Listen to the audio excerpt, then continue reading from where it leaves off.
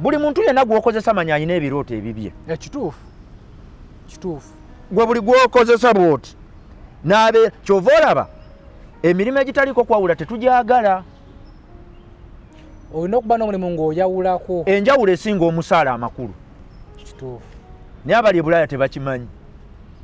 Era ŋŋamba nnyo babboosi bw'olaba omwana ng'akwawula muleke akole enjawulo yeekuuma omulimu.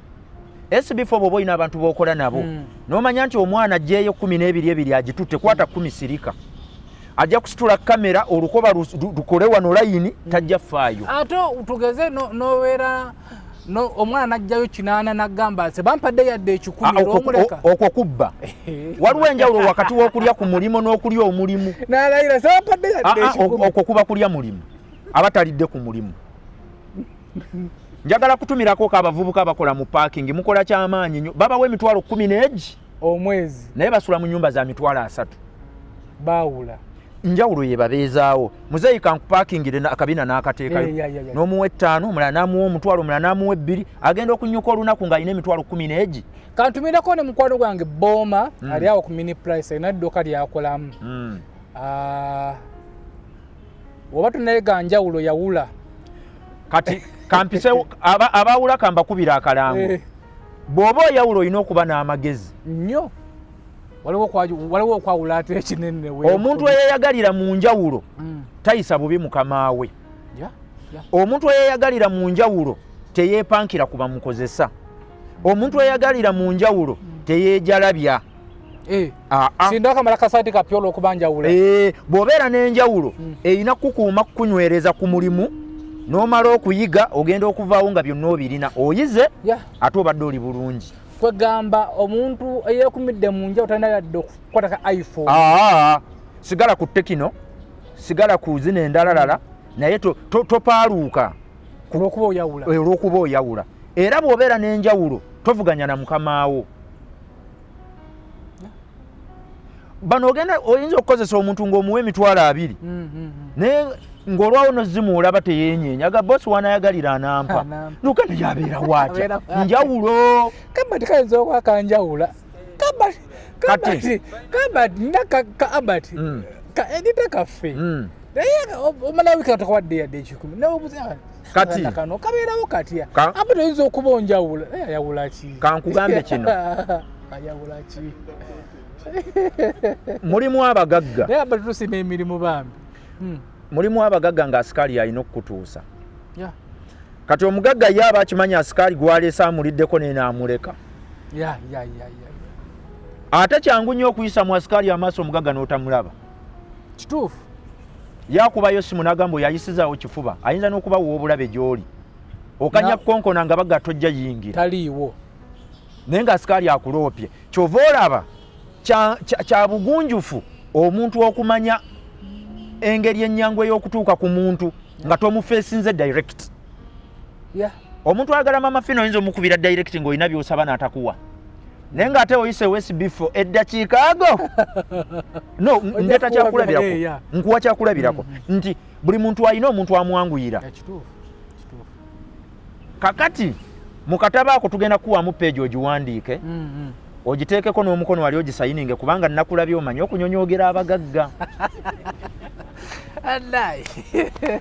Peegi 13 yange naye twagala kugabawaawo. Ne Ibra nako peegi. Ibra yawandika 47 ne 8. Are Ibra ye mukunyonyoogera. Omumanyi. Ne Kasukuma ne mwaddemu peegi. Naye alinamu. Bonna buli muntu alinamu peegi ze. Kubanga abantu bano bamanyi okututya oboola ng'olina abantu beweesigamyeko. Yemazeemu nnyo muntu mukulu naye ali nemazeemu nnyo nenze stove sigizikiriza mu mita 3. Ukiwulidde? Nemazeemu nnyo nze kati ntambula nkola ki? Nyola. Kati gwatemazeemu BM. Atemazeemu stove ogitwala saketi. Kyokka n'ogiddusa n'ogizikiriza nga muli n'omala n'okomawo. Gwe gwatemazeemu. Nabagamba ggoolo mu bulamu kusula ng'okkuse. Ye ggoolo. Nze gye nnyina bw'atya. Era olyambuuza ggoolo z'olunaku kintu kulya. Sirina ndala. Bana batugamba nti nno omugagga n'akuwa kano n'ofukamira ne weezuzinga mu ttaka weemazeemu. Buli muntu alina waafukamira. buli muntu alina level nga bwatuukako munafuko sibwa guli kati nange wano nyinza okuba nga njira naye nga yeri anfukamiza ate naawe before waliwo otuuka n'ovunnama naye ate naawe olina abakufukamirira buli muntu ku level ye alina waatuuka n'agonda ate okugonda ye kapito w'omunaku kugonda baitha kakulu nnyako gwe wenna ng'oli eyo ng'oli munaku kapito wo kugonda era bano baseeguya babonyebonye n'obulamu seeguya ntegeeza abantu abateeguya balala nze ndi mawaya abo oli yaŋŋamba I am my CEO ne mugambo kyatagala nnyo n'ensi. Business Mind presents a mega business boot camp on the 10th of December 2022 at Kati Kati Restaurant, Lower Gardens, starting at 9 a.m. to 5 p.m. Under the theme, Think Differently in a World of Business Opportunities, at a fee of 50,000 Uganda shillings only. Come and network and hear from the experts, Chris Lule, Muhammad Sekade, Eve Nangendo, Yasin Bakaluba, Margaret Kajoina Amoti, Edward Gabula, Issa Segendo, and others who will share their strategies in excelling in the business world. Buy your ticket today on www.logicalmotivators.com. Sponsored by Gandhi Hardware Store in Tinda, Bakaluba Property Services, Millis International School, Makindye Chizungu, Master Shipping Company Luzida, Coffee Travel Safaris, Kisasi Sebagala Road, and Panda Printing and Branding. Don't miss.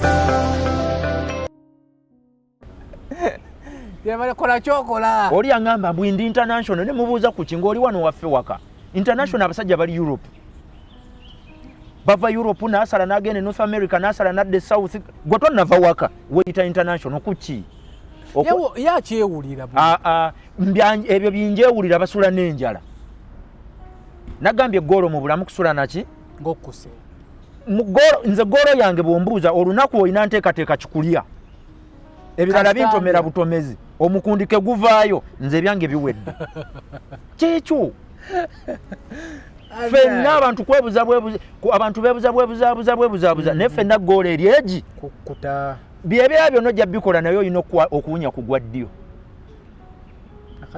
kyova olaba nze wava ekyokulya mpaawo ekitiibwa ebirala mbireka naye gyenjija ekyokulya nomanya nti kano kalimu kange mwenzija ekyokulya awo nsimba ejjembe ssebo likutuka so omuntu yenna azanyira mu jjojja ekyokulya oyo abeera mulabewo namba egi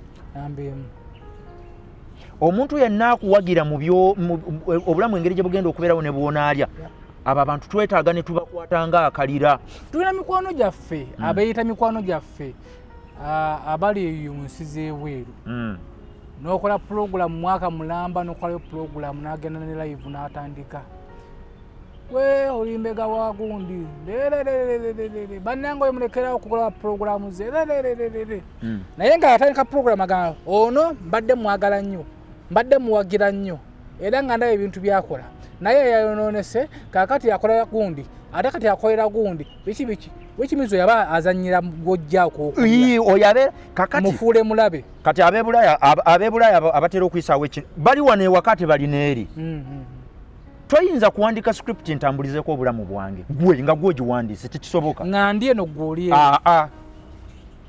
nabagamba nti customer tawa business magezi era customer tawabula business bosi gwolina okuwabula business yeyina okumanya omukulu ogwekwata nekkubo lyegoberera waliwo wano restaurant gyemanyi mu Kampala yesinga okutunda emmere mu Uganda naye yagaana okukola chapati kulwaki bawandiise mu suggestion box buli lwe baggulawo okujjayo please ku menu yamwe muteekeko chapati baagaana kulwaki onaagitegedde bulungi nnyo bwe waliawo baagikuwa naye ebyokulya ebisinga ettunzi biri ku breakfast bannayuganda bye balya sumbuusa ne chapati naye lwaki yagaana ogikola ng'ate bakira nti bagisaba ekusa nnyo weewunya alina ne kampani ekola eŋŋano nti kitegeeza singa abadde akola chapati mu restaurant ze yalikoze nnyo naye yagaana ogikola sayansi kyali awo sayansi akirimu yoono bizinensi ebeera n'ebirubirirwa byayo nga yo SB4 amulaba olina by'oyagala akole naye tasobola bikola mu kutandika bwe yatula ne banne bayina kye bayita mission si vision tetugyogera teriyo muntu era bw'oyita mu kampani n'osangawo vision statement balimba si yeeyo kuba kuwuddiisa kubeera kuwuddiisa kankubuuze mukama wa fone yagenda mu nsiko emyaka 7 anunule eggwanga singa yali abuulidde abantu vision bali mwegaseeko yabagamba mission kwali kutwala buyinza gwokoba wa mission kimala vision yiyo era omukozi lwoli mubulira vision asiibula kubeebamu ebirumira vision tebangako kiriya mission yeteekwa okuba kiriya kubanga mission ebeera bweti ngenze musika emyaka 7 njagala bukulembeze era bye mbasuubirizaawo awo biba bingi nze bwe mbakwatako emyaka 10 mbawa nze ne nvaamu bwe nkwatamu wenjagala wembateera oba okutte vision sigibawa eba yange onfunye kakati mmwe abawabula SB4 mulina genda mpola ekibadde kimukwagaza luli olw'okuba alina katajjeko Chris Lule interview omwagadde nnyo oba omukyaye nnyo tekigenda mujja ku mulamwa kusigala ku mission gye yasettinga nti nina kukola onfuna